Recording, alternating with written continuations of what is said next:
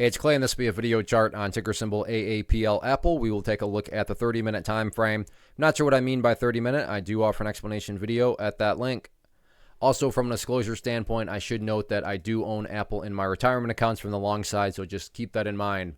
Well, honestly, I thought this thing would pull back a little bit after the split took place, but nope, this thing just gapped up and kept on moving up and up. So certainly some more and new updates need to be put into place here. But one of the newest updates and what I would call the ideal level of support now to watch moving forward is right there at 128.50. Ideal, meaning say, Clay, what would make this chart look the absolute best going forward?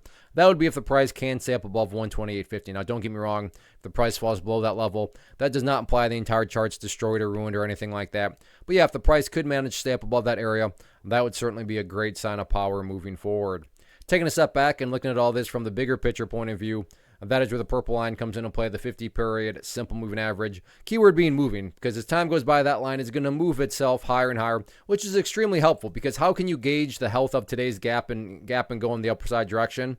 So, that's the movement right there. How do you gauge the strength of it? Just watch the purple line. As long as the price stays above that line, as the line itself moves higher and higher, then the bulls are in full health, the bulls are in full control. How you must visualize that, that is what has been represented. Again, yeah, preferably speaking, stay up above 128.50, but from the grand scheme of it all, as long as the price is above that purple line, the bulls 100% own the chart.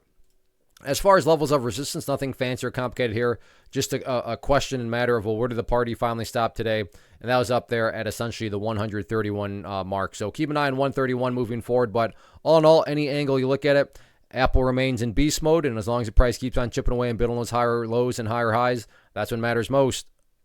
First off, thanks so much for watching the entire video. Real quick, before you go, I want to invite you to a live webinar, web class, training, workshop, online event, whatever you want to call it, but it will be me live revealing to you what I've discovered that has allowed me to transform myself from being an employee to being my own boss, including how I had only one losing day out of 73 days in total.